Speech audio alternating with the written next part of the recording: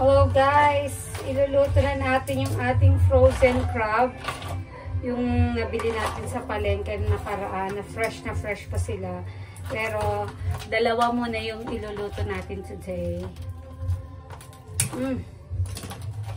Dahil tayo lang naman ang kakain. So pwede na yung dalawa.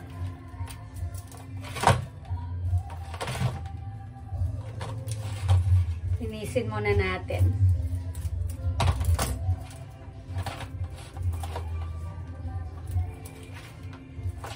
Dahan-dahan lang tayo kasi baka matusok tayo. Hindi na siya naninipit kasi patay na to. Frozen na eh. So, matusok ba tayo?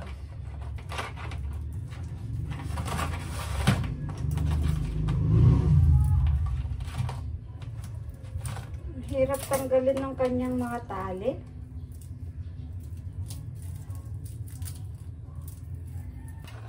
Ang hirap kasi baka matusok dun sa mga tusok-tusok ng crab. Ayan.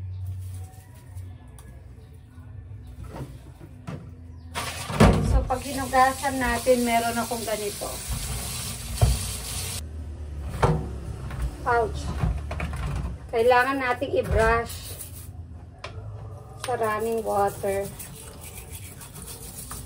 Para yung kanyang mud crab kasi ito.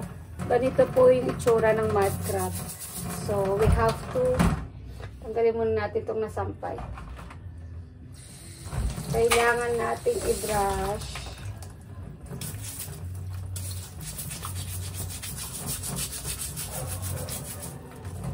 Para mawala yung mga dumi-dumi.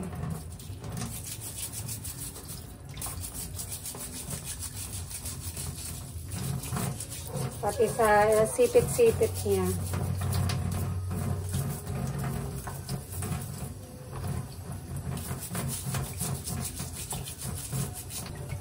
Okay lang kung natatanggal yung sipit.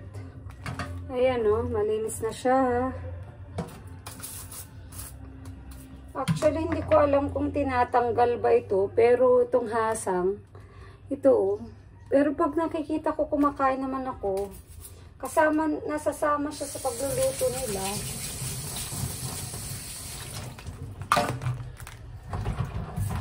Puro babae yung nabili natin. Pinili talaga natin na puro babae.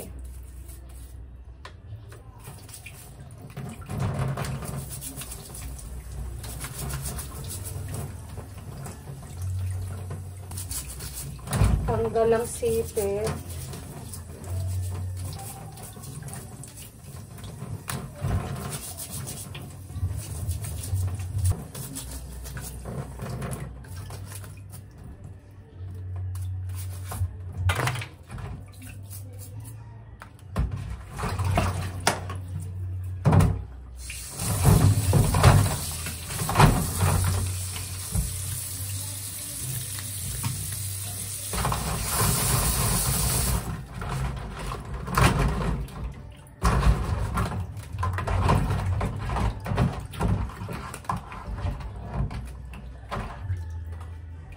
Ayan, malinis na ang ating crab.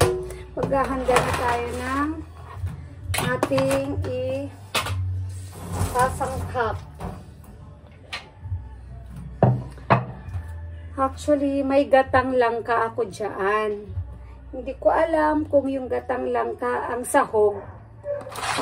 Kasi sobrang lalaki nitong ating crabs. Pero yung gatang langka, isang order lang yun. Nag-order kasi ako sa office.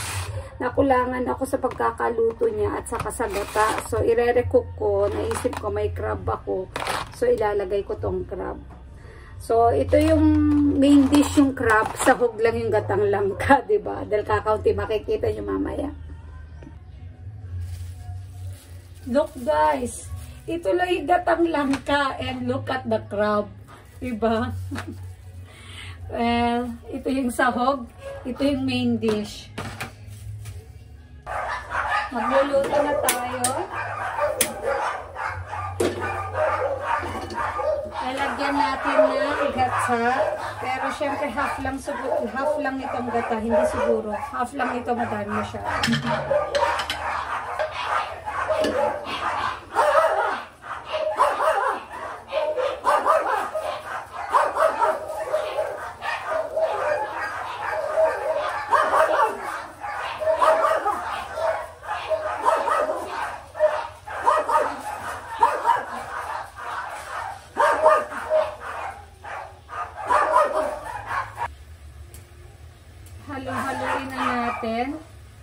sibuyas, bawang, and luya.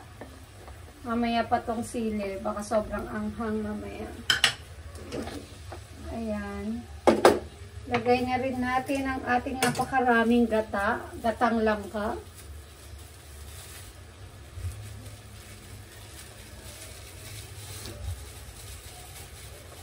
Hindi magandang pagkakaluto nila eh. Lagyan rin natin ng mainit na tubig. Tansya-tansya.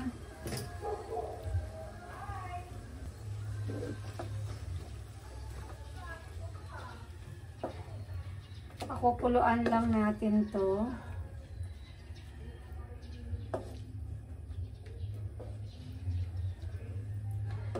Pag kumulo ito, lalagyan natin ng ilalagay na natin yung crab.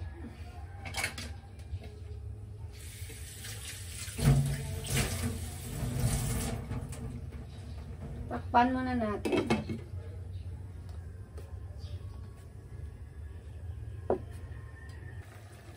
Ayan, nakulo na. Lalagyan natin ng paminta. Lagyan natin ng asin to taste. Ay, nasaan ang ano nito? Ayun. Ang scooper.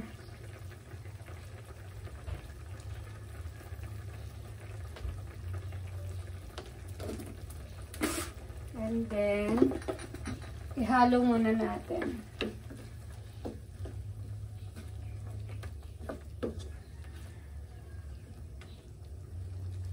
Lalagay na natin ang ating gata.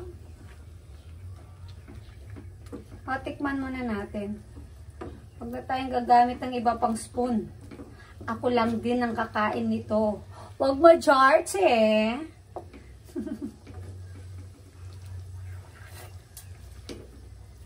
Kulang ng asin. Dagdagan. Pero huwag masyadong marami kasi patutuyuin natin ng kaunti.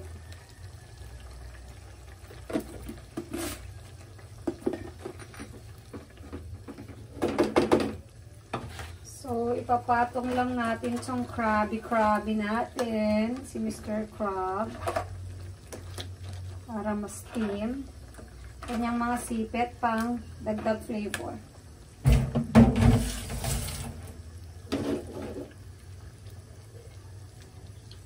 So, i-cover muna natin. Antayin natin hanggang mag-orange si Mr. Krabby. At medyo mag-simmer siya. Parang mali ako na napaglagyan ng ano, ng ganito. How do you call that? Sana hindi magasgas ni Mr. Krabby yung ating, ano, non-stick pan. I'll get back to you later, guys. Nag-orange na si Mr. Krabby. Let's check. Oh my, nagsabaw si Mr. Krabby. Hindi ko alam nagsasabaw siya. Baliktarin natin. Oh. Stay muna natin siya dyan. Patutuyuin na lang natin later to.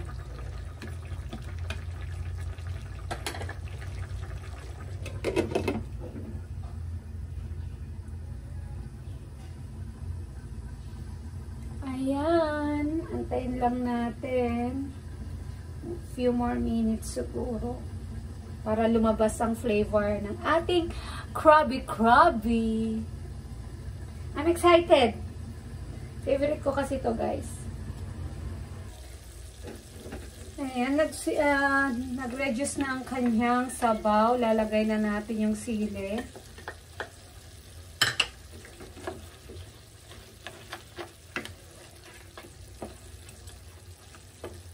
Para medyo may kick. O, diba? Konting-konti na lang yung sabaw. Pagsisimmer na lang natin yung sili for 5 minutes. Pero mahinang-mahinang apoy na lang yan. Diba, mahigpita talaga yung paa ko sa pagluluto. Para hindi pa mag-reduce ang kanyang, hindi pa lalong mag-reduce ang kanyang sabaw. Paanghangin lang natin konti. So, ayan, i-off na natin ang ating luto. Niluto pala. Mamaya ihahain na natin. Kakainin natin to for brunch. I'm excited. Ayan. Medyo pahupain muna natin yung init niya. Siguro in 5 minutes maghain na tayo.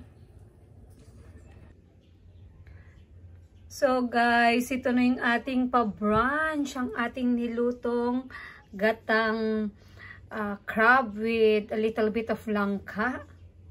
Natatakam na ba kayo? Ayan, may konti tayong kanin. Konti pa ba yan? Parang 1 cup yan or sobra ng kaunti. So, ayan, kain na po tayo. Alam ko, nagke-crave na kayo ng crab or any seafood galore dyan. Kaya bumili na kayo. Hindi ko na ipapakita sa inyo paano ako kakain. Baka lalo kayong mainggit. Mainggit? Char-char. Ano na lang, baka lalo kayong mag-crave, diba? So, thank you for watching. Kakain muna ako. Bye-bye. Happy Sunday.